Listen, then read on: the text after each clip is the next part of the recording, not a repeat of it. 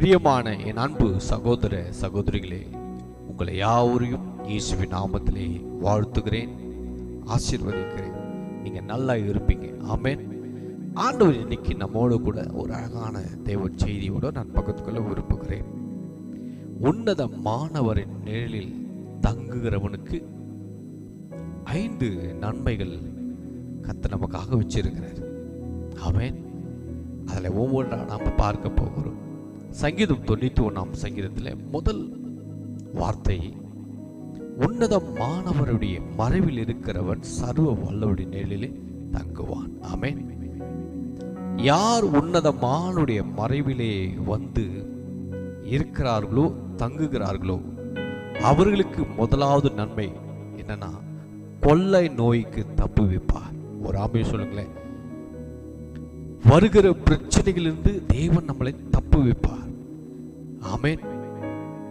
அவருடைய வசனம் சொல்லுகிறது பாருங்க, 3வது வசனத்திலே, அவர் உன்னை வேடனிக்கும் கண்ணிக்கும் பாழாக்கும் கொள்ள நோய்க்கும் தப்புவிப்பார்.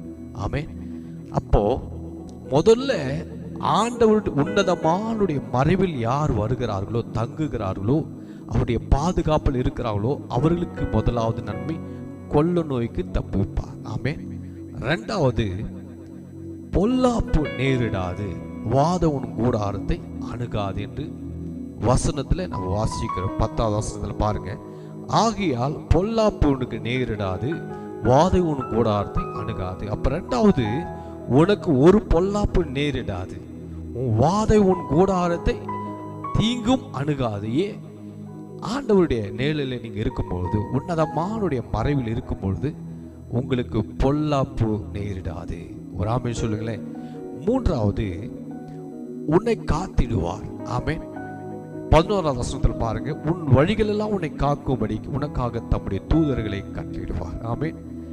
ஆண்டவர் உன்னை காத்திடுவாராம். 3வது, எப்போ அவருடைய மறைவில் இருக்கும்போது உன்னை அவர் காத்திடுவார், பாதுகாத்திடுவார். ஆமென். பராமரித்திடுவார். ஒரு ஆமென் சொல்லுங்களேன். அப்போ 3வது உன்னை காத்திடுவார். 4வது, விடுவித்து உன்னை உயர்த்துவார். 14வது வருஷத்துல பாருங்க, அவன் என் நிலத்தில் வாஞ்சா இருக்கிறபடினால் அவனை விடுவிப்பேன், என் நாமத்தை அவன் அறிந்திருக்கிறபடினால் அவனை உயர்ந்த அடக்கத்திலே வைப்பேன். ஆமென் சொல்லுங்களேன். ஆமென்.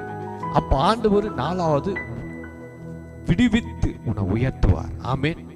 ஹல்லேலூயா. 5வது, அவனை திருப்தி ஆக்கி நடத்துவார். 16வது வருஷத்துல பாருங்க, நீடித்த நாட்களாய் அவனை திருப்தியாக்கி என் ரட்சிப்பை அவனுக்கு காண்பிப்பேன். ஆமென். அவனை திருப்தியாக்கி அதிசயமாய் உன்னை நடத்துவார். நீ அவருடைய உன்னதமானுடைய மறைவில் அவரிடத்தில் தங்கியிருக்கும் பொழுது உன்னை திருப்தியாக்கி உன் ஆயுள் முழு வரை திருப்தியாக்கி நடத்துவார். ஹல்லேலூயா. அப்ப அதனால அவருடைய உன்னதமானுடைய மறைவில் இருக்கும் பொழுதும் 5 காரியங்களும் வாழ்க்கையில நடக்கும். கர்த்தர் இந்த நாளில் இந்த வார்த்தைகள் மூலமாய் தேவன் உங்களை ஆசீர்வதித்து உங்களை உயர்த்துவார். God bless you. ஆமென்.